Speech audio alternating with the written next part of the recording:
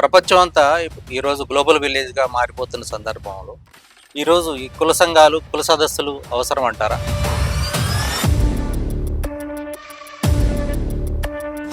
KGF founder and president Jatti Kusum Kumar గారితో ఉన్నాము.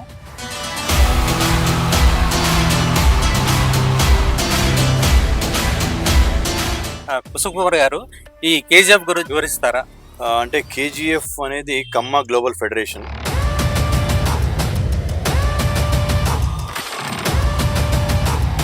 దీనివల్ల ఏమైనా పొలిటికల్ గెయిన్స్ ఆశిస్తున్నారా? అంటే పొలిటికల్ గెయిన్ అనే దానికి నేను సమాజంలో వేరే వర్గాల వారికి మా మీద ఈర్ష్యా దేశాలు పెంచేటట్టుగా పనిచేస్తున్నారు.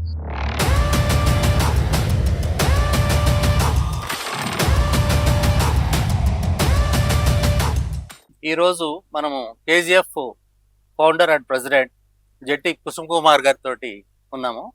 ఈయన ఏఐసిసి నాయకులు కూడా అండ్ మన తెలంగాణ ముఖ్యమంత్రి రేవంత్ రెడ్డి గారికి చాలా మిత్రుడు, క్లాస్మేట్. అలానే రాహుల్ గాంధీ గారికి, సెంట్రల్ కాంగ్రెస్ నాయకత్వానికి చాలా క్లోజ్గా ఉండే వ్యక్తి. ఈరోజు ఆయన ఈ కేజీఎఫ్ గురించి కొన్ని విషయాలు ఆయన ద్వారా మనం తెలుసుకుందాం. కుసుమ్ కుమార్ గారు, ఈ కేజీఎఫ్ గురించి వివరిస్తారా? అంటే కేజీఎఫ్ అనేది కమ్మ గ్లోబల్ ఫెడరేషన్. ఈ రోజుల్లో ప్రపంచం అంతా ఒక గ్రామం కింద మారిపోయిన సందర్భంలో మా సామాజిక వర్గం ప్రపంచవ్యాప్తంగా విస్తరించి ఉన్న సామాజిక వర్గం కావటం వల్ల ఒక ప్రపంచ వేదిక అవసరం అనేది మేము భావించి ఈ కమ్మ గ్లోబల్ ఫెడరేషన్ అనేది కేజీఎఫ్ అనేది మేము స్థాపించడం జరిగింది. దాని ద్వారా ప్రపంచంలో ఉన్న కమ్మవారందరినీ ఒక ప్లాట్ఫామ్ మీదకి తీసుకొచ్చి, ఒక వేదిక మీద తీసుకొచ్చి కమ్మవారి యొక్క ఐక్యతను పెంచి, కనెక్టివిటీ పెంచి, ఒకరికొకరికి సంబంధాలు, పరిచయాలు, నెట్వర్కింగ్ అనేది పెంచడానికి ఇది ఒక ఉద్దేశంగా మేము స్థాపించడం జరిగింది. దానిలో భాగంగానే మొట్టమొదటి కమ్మ ప్రపంచ మహాసభలు, గ్లోబల్ కమ్మ సమిట్ జూలై 20-21 తారీఖుల్లో హైదరాబాద్లోని ఇంటర్నేషనల్ కన్వెన్షన్ సెంటర్లో మేము ఏర్పాటు చేయడం జరుగుతుంది. దానికి అందరూ రావచ్చా? ఏమైనా రిస్ట్రిక్షన్ ఉన్నాయా? ఆహ్వానం మేరకు రావాలా? ఎవరెవరు వస్తున్నారు? ప్రపంచం నలుమూలల, అంటే ఎగ్జాంపుల్గా వివిధ NRIs, America, Canada, Australia, Germany, middle east countries, Gulf, అలాగే కాకుండా ఆఫ్రికన్ కంట్రీస్ నుంచి కావచ్చు, ఇట్లా మన దేశంలో అన్ని దేశాల నుంచి, మన దేశంలో ఆంధ్ర, కర్ణాటక, తమిళనాడు, తెలంగాణ, ఒరిస్సా, మహారాష్ట్ర, ఢిల్లీ, గుజరాత్, ఇలా వివిధ రాష్ట్రాల నుంచి, వివిధ దేశాల నుంచి, వివిధ రాష్ట్రాల నుంచి ఇది ఆహ్వానం మేరకు మేము ఏర్పాటు చేస్తున్న సమావేశం. ఇది అందరికీ కాదు. మేము దీంట్లో 50% కమ్మ సామాజిక వర్గం చెందిన ప్రముఖులని, ఒక 50% కమ్మ సామాజిక వర్గాన్ని వివిధ కమ్మ సంఘాలు అనేది స్థాపించి ప్రజల్లోకి తీసుకెళ్లి వారి వారి ప్రాంతాల్లో కమ్మ సామాజిక వర్గానికి సేవ చేస్తున్న కమ్మ సామాజిక వర్గానికి చెందిన కమ్మ సంఘాల ప్రతినిధుల్ని యాజ్ వెల్ యాజ్ కమ్మ ప్రముఖుల్ని ఇద్దరిని పిలుచుకుంటూ చేస్తున్నది 1200 మందినే మేము ఆహ్వానిస్తున్నాం. ఇది ఆహ్వానం మేరకు వచ్చే సమావేశమే కానీ ఇది అందరికీ ఓపెన్ సమావేశం కాదు. దీనివల్ల ఏమైనా పొలిటికల్ గెయిన్స్ ఆశిస్తున్నారా? అంటే పొలిటికల్ గెయిన్ అనే దానికి నేను ఎన్ఎస్యుఐ యూత్ కాంగ్రెస్ నుంచి దాదాపు 37 సంవత్సరాల నుంచి నేను రాజకీయాల్లో ఉన్నాను. నేను ఎప్పుడు ప్రత్యక్ష ఎలక్షన్స్లో పార్టిసిపేట్ చేసి ఆలోచన లేని వ్యక్తిని. ఇప్పుడు నా కొలీగ్స్, నాతో కలిసి పనిచేసిన వాళ్ళు, లేకపోతే నాకంటే జూనియర్సు, ఎమ్మెల్యేలు, ఎంపీలు, కేంద్ర మంత్రులు, రాష్ట్ర మంత్రులు ఎంతో అయిపోయారు. నేను డైరెక్ట్ ఎలక్షన్స్లో ప్రజల్లోకి వెళ్ళేసి డైరెక్ట్ ఎలక్షన్లో నిలబడే ఆసక్తి లేనివాడిని కాబట్టి నేను ఆర్గనైజేషన్లో పెరుగుతూ వచ్చాను. పార్టీ ఆర్గనైజేషన్లో పనిచేయటమే నాకు ఇష్టం. కాబట్టి దీంట్లో రాజకీయ ప్రయోజనాలు అనేది అసలు ఏమి లేవు. ప్యూర్లీ మా యొక్క సామాజిక వర్గానికి యొక్క ప్రయోజనాలకి. చాలామంది అన్నారు, ఈ మధ్య కూడా ఒకరిద్దరు మాట్లాడడం జరిగింది మీలాగానే సీనియర్ జర్నలిస్టులే, కమ్మ సామాజిక వర్గం అన్నిట్లో బాగానే ఉంది, అగ్రగణ్యులుగా ఉన్నారు. అటువంటి మీ సామాజిక వర్గానికి ఇంకేమి లోటైందని చెప్పేసి మీరు యొక్క కేజీఎఫ్ పెట్టి ఏం సాధించాలనుకుంటున్నారు అనేది కూడా మాట్లాడడం జరిగింది. అంటే వారికి నేను చెప్పిన సమాధానం మీకు కూడా ఆ సమాధానమే మీకు కూడా చెప్తాను, మీ యొక్క వీక్షకులకు కూడా. కమ్మ సామాజిక వర్గం అనగానే ఉన్నత స్థానంలో ఉన్న కొందరే కనిపిస్తున్నారు అందరికి, కానీ దిగువ దారిద్ర్య రేఖ అంటే దిగువన ఉన్నవారు, దిగువ మధ్యతరగతిలో ఉన్నవారు, రైతు కూలీలుగా చిన్న చిన్న చిరుచిరు ఉద్యోగాలు చేసుకుంటూ కూలీలుగా పనిచేస్తున్న వాళ్ళు కూడా మా సామాజిక వర్గంలో లక్షల మంది ఉన్నారు.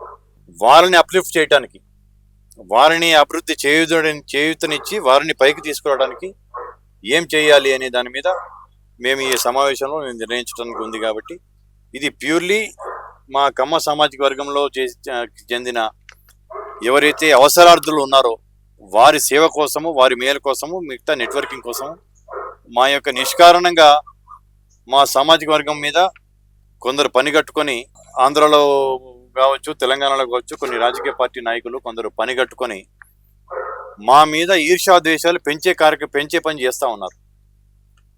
కమ్మ సామాజిక వర్గం అంటే సమాజానికి ఎంతో సేవ చేసిన సామాజిక వర్గము.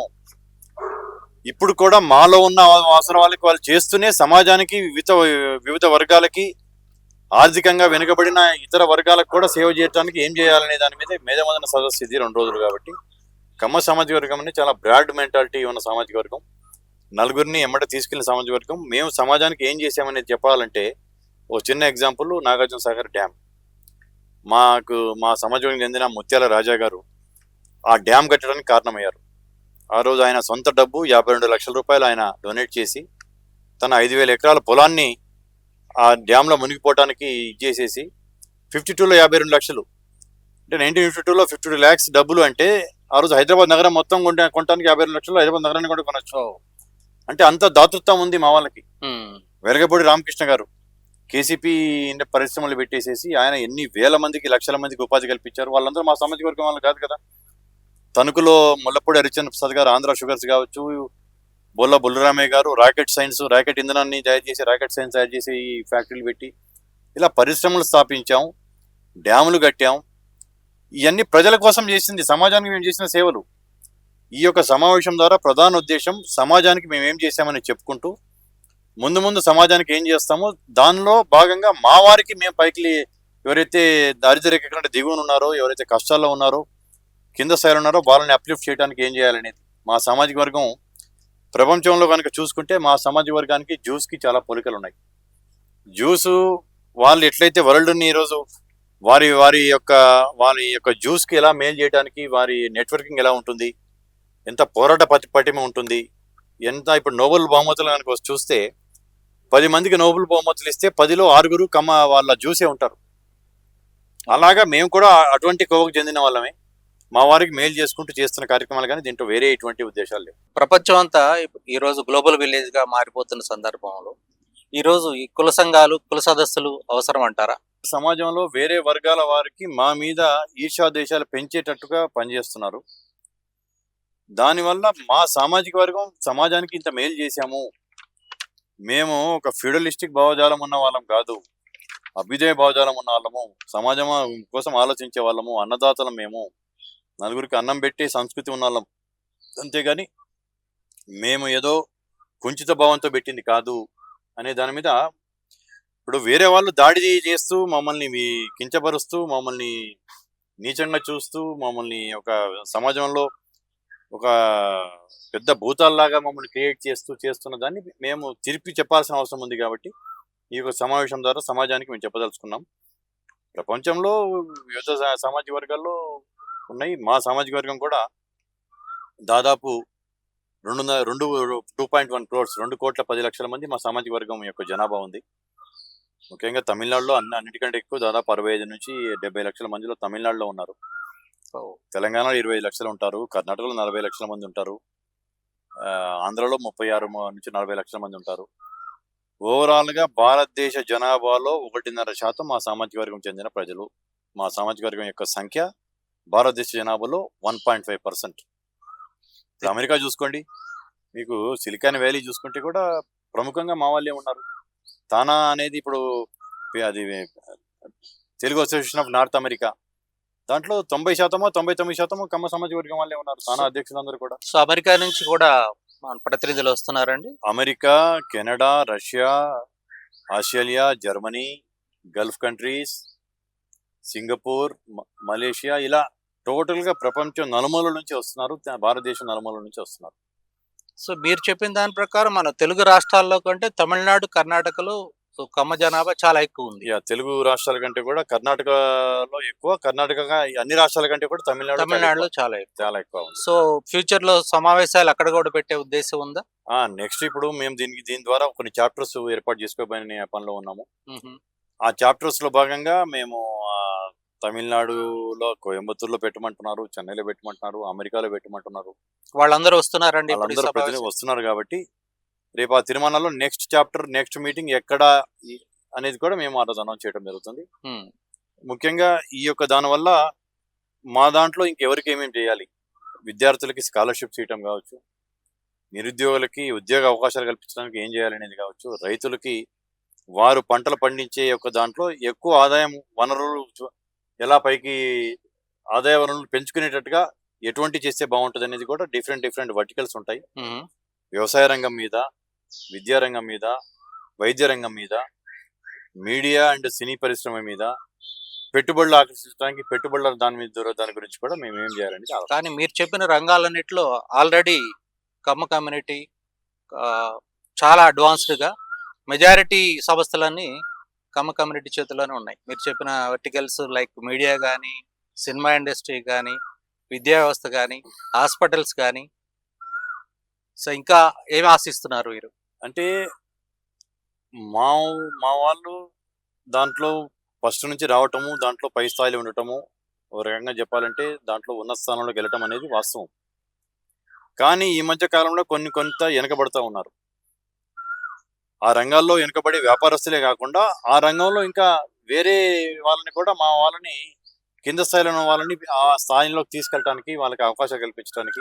ఎస్పెషల్ అగ్రికల్చర్, ల్యాండ్ బ్యాంకింగ్ రెండు రాష్ట్రాల్లో, ఎస్పెషల్లీ ఆంధ్రప్రదేశ్లో ఎక్కువ ల్యాండ్ బ్యాంక్ ఉన్నది కమ్మ కమ్యూనిటీ చేతులు. కానీ ఈరోజు వ్యవసాయం అనేది చాలా loss making industry. Chandrababu Naidu కూడా అన్నారు వ్యవసాయంలో ఏమి రావట్లేదు, అది వాస్తవం కూడా. వందల ఎకరాలు ఉన్న వాళ్ళు కూడా ఖాళీకి పెట్టేస్తున్నారు. దానికి ఈ సదస్సు ద్వారా మీరు మెయిన్ ఇప్పుడు వ్యవసాయ కుటుంబాల నుంచి, వ్యవసాయ రంగాల నుంచి వచ్చిన కులం కాబట్టి దాంట్లో ఏమైనా మీరు అంటే మాది సలహాలు? మా వృత్తి వ్యవసాయం, ఉమ్, మా మూలాలు వ్యవసాయం. ఎక్కడైతే నీళ్లు ఉంటాయో, ఎక్కడైతే నీరున్న చోట కమ్మవాళ్ళు కూడా, నీరుతో పాటు కమ్మవారు కూడా వ్యాపించారు భారతదేశం మొత్తం, వ్యవసాయం కుటుంబాలు కాబట్టి. ఉమ్, ఆ తర్వాత విద్యాబుద్ధులు నేర్పించుకున్నారు. తర్వాత వెళ్ళి ఇప్పుడు అమెరికాలకి, ఆస్ట్రేలియా, వివిధ దేశాలకు వెళ్ళిపోయారు, అక్కడ సంపాదిస్తున్నారు. మీరు అన్నట్టు వ్యవసాయము మా వారి చేతిలో నుంచి మెల్లమెల్లగా వ్యవసాయ భూములు మా వారి చేతిలో నుంచి వెళ్ళిపోతున్నాయి. అన్నదాతలుగా గుర్తింపు పొందిన వాళ్ళము. వ్యవసాయము మనకు మూల వృత్తి వ్యవసాయము. వ్యవసాయాన్ని వదలొద్దు, వ్యవసాయాన్ని మీరు చేయలేకపోయినా ఎవరికైనా భూములు అమ్మొద్దు, వేరే వాళ్ళకి ఎవరికైనా ఇచ్చేసైనా సరే దాన్ని పంట పండించండి, బీడులుగా పెట్టొద్దు. ఎప్పుడైతే భూములు చేతిలో ఉంటాయో తర్వాత దానివల్ల మన యొక్క సామాజిక వర్గం అభివృద్ధిలోకి చెందుతుంది. ఫ్యూచర్ లో టెక్నాలజీ కూడా మారుతుంది. కమర్షియల్ క్రాప్స్ చేసుకోవచ్చు. వ్యవసాయం కూడా ఈ రోజుల్లో చాలా మంది సాఫ్ట్వేర్ ఎంప్లాయీస్, బాగా ఉన్నత చదువులు చదువుకొని మంచి లక్షల్లో జీతాలు తీసుకుంటున్న పనిచేస్తున్న వాళ్ళు కూడా ఆర్గానిక్ మళ్ళీ వచ్చేసి వ్యవసాయ రంగం వైపు మళ్ళీ వాళ్ళు వెళ్ళి పొలాల్లో పనిచేసుకుంటూ, మీరు అన్నట్టు ఆర్గానిక్ వ్యవసాయం చేసుకుంటూ మంచి దిగుబడులు సాధిస్తూ, అవునండి, వారి వ్యాపారాల్లో, ఉద్యోగాల కంటే కూడా వ్యవసాయంలో ఎక్కువ సంపాదిస్తున్నారు. అనేది వ్యవసాయం అనేది నష్టదాయకం కాదు, లాభదాయకంగా మనం మలచొచ్చు. దాని మీద కూడా వ్యవసాయ రంగం మీద మా యొక్క సమావేశాలు ఉంటాయి. దాని యొక్క లిటరేచర్ కూడా మా వాళ్ళందరికీ పంపడం జరుగుతుంది. కొంతమంది మేధావులు ఒకటి విమర్శిస్తున్నారండి, ఈ పనికి ఆహార పథకం, ఈ ఫ్రీ స్కీమ్స్ అనేవి వ్యవసాయాన్ని దెబ్బతీస్తున్నాయి. ఎందుకంటే లేబర్ కొరత రావడానికి కారణం. అది వాస్తవమే. మా నాన్నగారు కూడా, ఆయన స్వాతంత్ర సమరయోధుడు, ఉమ్, ఆయన కూడా పెద్ద రైతు, భూస్వామి.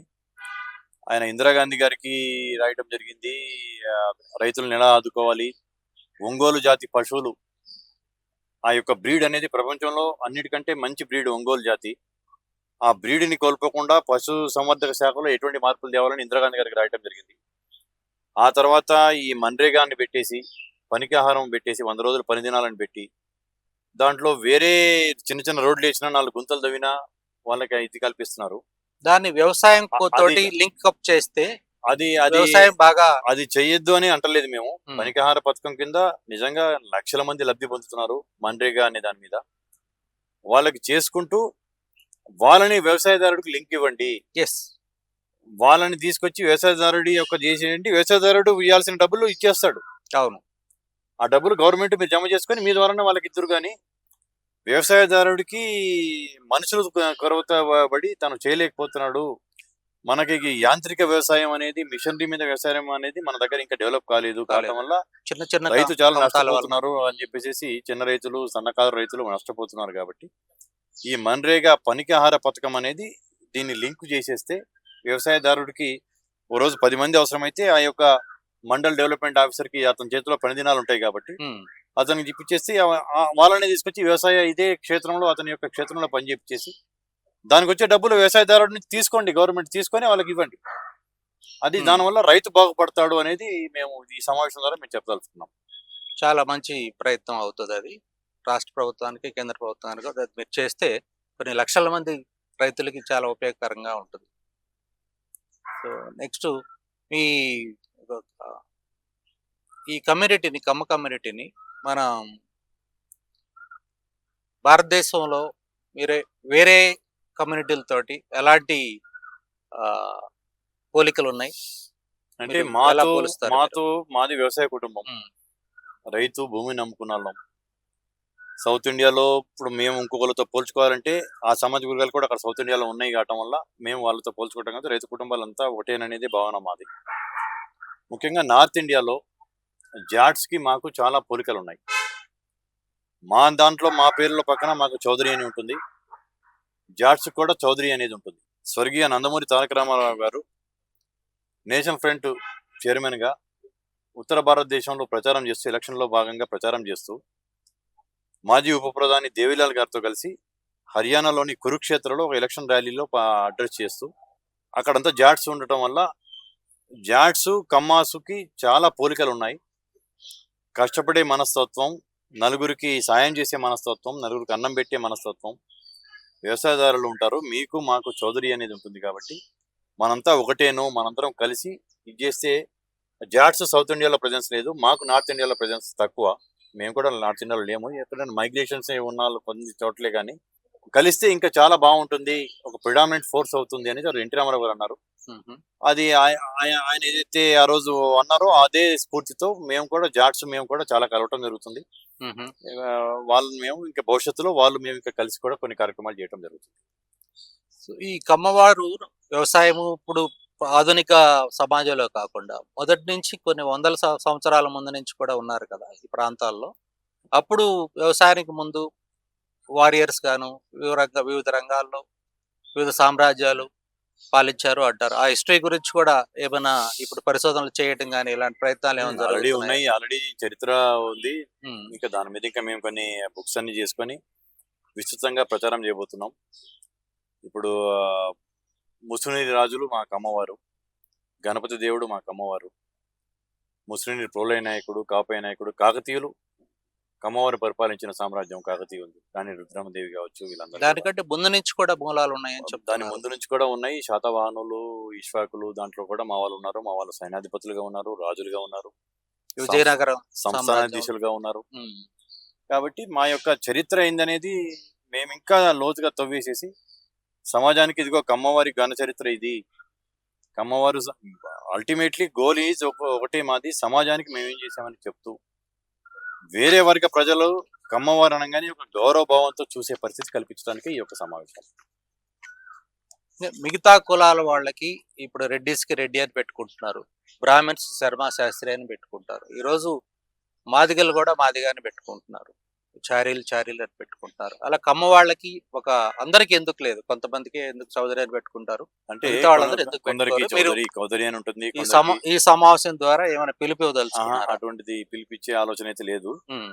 ఎందుకంటే వారి వారి ఇష్టాలను బట్టి పేర్లు ఉంటది. మాది ఆనవాయితీగా ముందు నుంచి కూడా మాకు ఈ పేరు అనేది లేదు. కాబట్టి ఒకవేళ ఈ 2 రోజుల సమావేశంలో కనుక డిమాండ్స్ వస్తే, అటువంటి డిమాండ్స్ వస్తే దాన్ని బట్టి తీర్మానాలు కనుక చేసి అందరి ఆమోదం కనుక తీర్మానం జరిగితే అప్పుడు దాని గురించి ఉంటుంది. కానీ ఇప్పుడు మీరు మొదటిసారి చెప్తే మాకు ఆలోచన వచ్చింది, దాని గురించి ఇంకా ఆలోచించాల్సింది ఉంది. కొందరికి చౌదరి అని పెట్టుకుంటారు, ఇక్కడ కోస్తా జిల్లాలో చౌదరి అంటారు, రాయలసీమ నెల్లూరు జిల్లాలో నాయుడు అంటారు. చంద్రబాబు నాయుడు గారు కానీ, వెంకయ్య నాయుడు గారు కానీ అంతకుముందు గల్లారని గారి తండ్రి రాజగోపాల్ నాయుడు గారు కానీ వీళ్ళందరూ నాయుడు అంటారు. ఇప్పుడు మీకు కర్ణాటకలో కూడా అక్కడ నుంచి మైగ్రేషన్స్ ఉన్న వాళ్ళు నాయుడు అని అంటారు, కమ్మ నాయుడు అని. కోయంబత్తూరు తమిళనాడులో కూడా కమ్మవార్ నాయకర్ అని అంటారు, కమ్మ నాయుడులు అని అంటారు. అంటే వివిధ దాంట్లో వివిధ పేర్లతో పిలుచుకుంటున్నారు, ప్రచురణ ఉంది. కాబట్టి అందరికీ ఒకటే పెట్టుకోండి, ఏదో చౌదరి అని పెట్టండి అంటే అది కోస్తా జిల్లాల వరకే పరిమితం. వాళ్ళు చిత్తూరు జిల్లా రాయలసీమ వాళ్ళు నాయుడు అని పెట్టుకుంటున్నారు. నాయుడు అంటే కమ్మ నాయుడు అని తెలుసు అక్కడ. ఇక్కడ నాయుడు అంటే ఇక్కడ నాయుడుస్ అంటే కాపులుని నాయుడు అంటారు ఇక్కడ కోస్తా జిల్లాలో. కాబట్టి ఆ యొక్క ప్రాంతాలని బట్టి ఏదైతే పేర్లు ఉంటాయో, ఆనవాయితీలో ఏదైతే ప్రచారంలో ఉందో వాళ్ళు పెట్టినారు. కాబట్టి దానిలోకి మేము వెళ్ళదలుచుకోలేదు. ఇప్పుడు కొత్త జనరేషన్ ఎస్పెషల్లీ యుఎస్ వెళ్ళిన యూత్ కానీ వాళ్ళకి అసలు క్యాస్ట్ అనేది తెలియకుండా పోతుంది. క్యాస్ట్ ఏంది, మా క్యాస్ట్ ఏందని తల్లిదండ్రులు అడిగే పరిస్థితి ఉంది. సో దాన్ని మీరు సమాజానికి ఈ యొక్క పాశ్చాత్య సంస్కృతి వల్ల విదేశాల్లో పుట్టి పెరిగిన పిల్లలకి మీరు అన్నట్టుగా వాళ్ళకి క్యాస్ట్ అనేది తెలియకుండా పోతుంది, వాళ్ళ గోత్రం అంటే ఏంటో తెలియకుండా పోతుంది, వారి మూలాలు తెలియకుండా పోతున్నాయి. ఇంకా 2-3 జనరేషన్స్ నుంచి అక్కడే ఉన్న వాళ్ళకి అసలు భారతదేశం అంటే అనుబంధం తెలియకుండా పోతుంది. కాబట్టి దీంట్లో కమ్మ అనేది, క్యాస్ట్ అనేది తల్లిదండ్రులు వాళ్ళ పిల్లలకి ప్రతి ఒక్కటి క్యాస్ట్ అనేది ఇంతమంది నేను చెప్పినట్టు ఇట్స్ నాట్ అవర్ చాయిస్. అవును, మీరు చెప్పినట్టు అక్కడ పోయినప్పుడు ఇండియన్ ఎంత సహజమో, తెలుగువాడు ఎంత సహజమో, కులం కూడా అంత సహజంగా ఉంటుంది. కాబట్టి అది మా యొక్క లిటరసీ ద్వారా అక్కడ తల్లిదండ్రులని మనం ఇది చేసేస్తే దాని ద్వారా పిల్లలు కూడా ఎడ్యుకేట్ అవుతారు. కానీ భాష పరంగా అమెరికాలో ఇప్పుడు తెలుగు నేర్పించడం, సంస్కృతం నేర్పించడం, వేదాలు నేర్పించడం అనేది బాగా ప్యాషన్గా చాలా మంది చేస్తున్నారు నేను. కానీ ఈ కులాలను మర్చిపోతున్నారంటారా? అంటే మర్చిపోతున్నారు, వారి యొక్క మూలాలు వాళ్ళకి తెలవాలి. వాళ్ళ తాత ఏం చేసేవారు, ముత్తాత ఏం చేసేవారు, వారి మూలాలు, వాళ్ళ ఎటువంటి కుటుంబ నేపథ్యం అనేది అది తల్లిదండ్రులు వాళ్ళకి చెప్పడం అనేది జరగాలి. అది ఆ కుటుంబాల్లో ఇటువంటి చేయండి, మన మూలాలు మనకు పిల్లలకి చెప్పండి, మనం ఎక్కడి నుంచి వచ్చామో మన యొక్క మూలాలు ఏంటి అనేది తెలియకపోతే పిల్లలకి రేపు భవిష్యత్తు ఈ తరం వాళ్ళు చెప్పకపోతే నెక్స్ట్ తరాల వాళ్ళకి తెలియని కూడా తెలియదు. కాబట్టి చేయమని చెప్పదలుచు. మీరు చెప్పిన దాంట్లో ఒక ఇంపార్టెంట్ పాయింట్ ఉంది. మనం ఒక కులం కానీ ఒక సంఘం కానీ వాళ్ళు వద్దనుకున్న సమాజాన్ని దాన్ని వదిలే పరిస్థితిలో ఈరోజు రాజకీయ నాయకుల దగ్గర నుంచి కింద ఒక ఇన్స్టిట్యూషన్ దగ్గరికి ఎక్కడికి పోయి ఒక అప్లికేషన్ పెట్టినా నీ కులం ఏందనేది కంపల్సరీ మెన్షన్ చేయాల్సి వస్తుంది.